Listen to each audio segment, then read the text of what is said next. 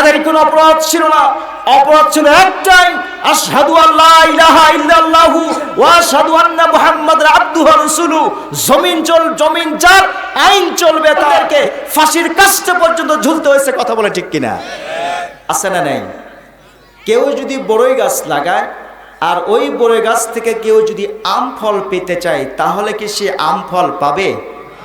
কেউ যদি আমের গাছ লাগিয়ে যদি জাম ফল পেতে চায়, তাহলে সে কি জাম ফল পাবে? কথা বলেন না কেন? তার মানে বড়ই গাছের ফল পেতে হলে বড়ই গাছ থেকেই সংগ্রহ করতে হবে। কথা ঠিক কিনা? আমরা সমাজকে শান্তিতে থাকতে চাই, সমাজকে সুখী দেখতে চাই, নিজেরা সুখী হতে চাই, নিজেরা শান্তিতে ঘুমোতে চাই, অধিকার বঞ্চিত মানুষগুলোকে অধিকার ফিরিয়ে দিতে চাই, মাজলুমের চোখের পানি মুছে আমরা হাসি ফোটাতে চাই, শহীদের রক্তের বিনিময়ে আমরা দেশে শান্তি পেতে চাই। কিন্তু আমরা শান্তি কামনা করলেও শান্তির লোক যদি তৈরি করতে না পারি, বলেন তো সমাজে কি শান্তি আসবে? আসবে কি? সমাজে আসবে না।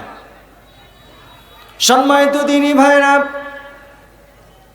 একটা সমাজ, একটা পরিবার, একটা রাষ্ট্র কতটা সুখী শান্তি সমৃদ্ধে থাকতে পারে, একটা সমাজ কখন ভালো থাকবে, একটা পরিবার কখন ভালো থাকবে, একটা রাষ্ট্র কখন ভালো থাকবে, এটা নির্ভর করে হলো ওই সমাজ আর ওই দেশ, ওই রাষ্ট্রকে কারা নেতৃত্ব দেয়, কারা পরিচালনা করে।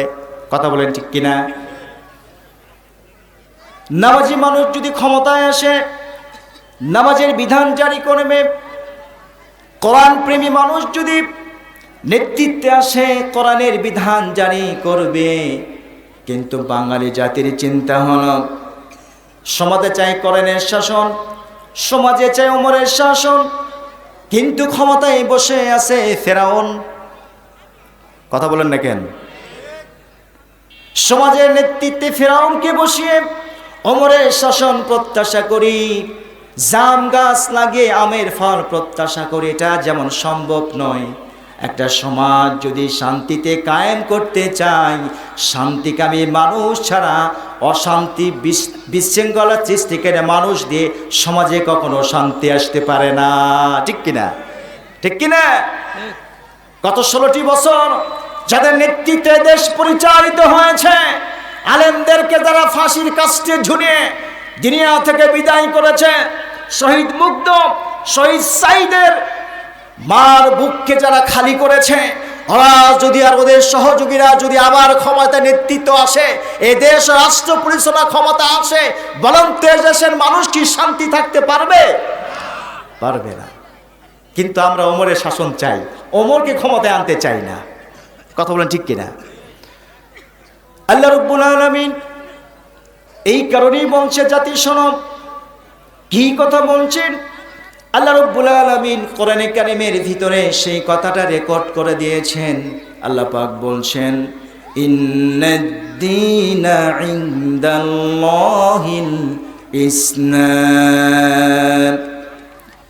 আল্লাহ রাব্বুল আলামিন বলছেন, বান্দা শোনো, তুমি তোমার জীবনে যেদিকেই তাকাবে না কেন, সমাজে, পরিবারে, রাষ্ট্রে, রাজনীতিতে, পরিবার নীতিতে, সমাজ নীতিতে এমন কোনো বিধান নাই যেই বিধান আমি দেই নাই। তার মানে হলো মানুষের বেঁচে থাকার জন্য যা কিছু দরকার সব কিছু আল্লাহ রাব্বুল আলামিন কোরআনের ভিতরে কোট করে দিয়েছেন। ঠিক কিনা? কিন্তু সেই কোরআন যদি না মানি, সেই কোরআন যদি ফলো না করি, সেই কোরআনের সংবিধান যদি আমরা বাস্তবায়ন করার জন্য কাজ না করি, তাহলে কি কোরআনের সুফল আমরা ঘরে তুলতে পারবো? তুলতে পারবো? নবীজির জীবনে 13 বছর মক্কায় কেটেছে। কথা শুনতেছেন? খুব মনোযোগ দেন, সংক্ষেপে অনেক গুরুত্বপূর্ণ কিছু কথা বলার চেষ্টা করবে ইনশাআল্লাহ। বিশ্ব নবীর জীবনে 23 বছর নবুয়তি জীবন কেটেছে। 13 বছর তিনি মক্কায় শুধু মার খেয়েছেন। আল্লাহর পরে যেই নবীর জায়গা, আল্লাহর মর্যাদার পরে যেই নবীর মর্যাদা, কোরআনের আল্লাহ পাক যেই কিতাব দান করেছেন, এই কিতাবের মর্যাদা কেমন একটু শোনেন। হাদিস বিশ্ব নবী বলেছেন, কোন মানুষ যদি সবের প্রত্যাশায় কোরআনে কারীমের একটা হরফ যদি তেলাওয়াত করে, একটা হরফ যদি পাঠ করে, আল্লাহ রাব্বুল আলামিন তার আমলনামায় 10টা সব তার আমলনামায় লেখা হয়ে যায়। সুবহানাল্লাহ বলেন। শুধু কোরআন পাঠ করার কারণে যদি এই মর্যাদা পাওয়া যায়, তাহলে এই কোরআনের বিধান যদি আমার পরিবার থেকে রাষ্ট্র পর্যন্ত পরিচালনা করতে পারি কোরআনের বিধান দিয়ে, মক্কি জীবনে, মদিনার জীবনের পরে মক্কি জীবন এসেছে। মক্কি জীবন ইসলাম বিজয়ের পরে মানুষ যেরকম মায়ের কোলে ঘুমিয়েছে, কোরআন যদি বিজয় হয় আবারও জাতি মায়ের কোলেই ঘুমাতে পারবে, ঠিক কিনা? কিন্তু এটা কখন আসে নাই? তখনও নবীজির জীবনের সময় আসে নাই। যখন কোরআন ছিল, নবীজি ছিলেন সংখ্যালঘু সাহাবী ছিলেন, তাদের হাতে কোনো নেতৃত্ব ছিল না, ক্ষমতা ছিল না। কিন্তু কোরআন আছে, রসুল আছে, নবুয়তির মতো মর্যাদা রসুলকে দেওয়া হয়েছে। কিন্তু নবুয়তি 13 বছরে মক্কায় রসুল কোনো কিছুই করতে পারেন না। কারণ দুইটা। কয়টা কারণ? কারণ হলো দুইটা। নাম্বার 1, কোরআন ছিল কিন্তু কোরআনের সংখ্যাগরিষ্ঠ স্বীকৃতি ছিল না।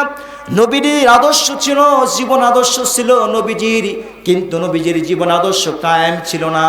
সংখ্যাগরিষ্ঠ মানুষ, সংখ্যাগরিষ্ঠ মক্কা জাতি রসুলকে মানে নাই, গ্রহণ করে নাই। এই দেশের মানুষ যতদিন পর্যন্ত নামাজ পড়বে সমস্যা হবে না, রোজা রাখবে সমস্যা হবে না, যাকাত দেবে সমস্যা হবে না, হজ করবে সমস্যা হবে না, মসজিদ বানাবে সমস্যা হবে না, মাদ্রাসা বানাই দিবেন, জনকল্যাণমূলক যত কাজ আছে সব কিছু করবেন, কোনো সমস্যা হবে না। কিন্তু নবুয়তি জীবনে একটা দাবি যদি পূর্ণ করতে চান, সাহাবীদের জীবন যেইভাবে চলে গেছে আমার আপনার জীবনও সেইভাবে চলে যাবে। সেই জীবনটা কি? সেই জীবনটা হলো সমাজের পাতায় পাতায়, রাষ্ট্রের পাতায় পাতায় কোরআনের বিধান যখন কায়েম করতে যাবেন, তখন বাতিল শক্তি আপনাকে ভালোবাসবেন, আঘাত দিবে। ভালোবাসবেন, আঘাত দিবে। কি কথা কি বুঝতেছেন? আঘাত দিবে। কারণ হলো এই আঘাত আজকে নতুন শুরু হয় নাই। আদম আলাইহিস সালাম থেকে শুরু করে নিয়ে আমার রাসূল পর্যন্ত ইলা ইয়াউমিল কিয়ামাহ, কিয়ামত পর্যন্ত যত জাতি, যত মানুষ, যত গোষ্ঠী রাসূলের জীবন গ্রহণ করবে, রাসূলের যে পরিণতি হয়েছিল আমাদেরও সেই পরিণত হবে। কিন্তু সকল বাধার পরে যেই সূর্য উদিত হবে সেই সূর্যের নাম হবে ইসলাম, ঠিক কিনা? আমরা যে ইসলাম দেখে, ইসলাম এরকম ছিল না রে ভাই। রাসূলের জীবনে ইসলামটা সহজ ছিল না। রাসূলের জীবনে ইসলাম এসেছে বাধা বাধা বাধা আর বাধা, শত সহস্র বাধা বিপত্তির পর কোরআন এসেছে, ইসলাম এসেছে। রাসূলকে না খেয়ে থাকতে হয়েছে 3 বছর, শিবে আবু তালিবে কারারুদ্ধ থাকতে হয়েছে। কয় বছর? 3 বছর। আপনি জীবন গ্রহণ করেছেন, বলেন তো আপনি জীবনে কয়বার জেল খেটেছেন? কয়বার না খেয়ে থেকেছেন? কয়তবার আপনি সমাজ থেকে বয়কট হয়েছে? কিন্তু নবীজির জীবনকে গ্রহণ করার কারণে তাদের কোনো অপরাধ ছিল না। অপরাধ ছিল একটাই, আশহাদু আল্লা ইলাহা ইল্লাল্লাহু ওয়া আশহাদু আন্না মুহাম্মাদার আবদুহু ওয়া রাসূলুহু। জমিন যার, আইন চলবে তার। একটা বাক্যকে স্বীকার করার কারণে এদেশের আলেমদেরকে ফাঁসির কাস্টে পর্যন্ত ঝুলতে হয়েছে। কথা বলে ঠিক কিনা? ঠিক কিনা? এই ঘটনা শুধু আজকের নয়, 1400 বছর পূর্বে থেকেই এই ঘটনা শুরু হয়েছে। কতগুলো মনোযোগ দিয়ে শোনার চেষ্টা করবেন। 5ই আগস্টের পরে এমন একটা পরিস্থিতি সৃষ্টি হয়েছে, আগামী দিনে একটা সুযোগ এ জাতির কাছে হাত ছানি দিয়ে ডাকছে। কি কথা ঠিক কিনা? স্বাধীনতার 54 বছরে এইরকম সুযোগ জাতির সামনে কখনো আসে নাই। এই 54 বছরে কি দেখেছি আমরা? একটা দেশের স্বাধীনতার 100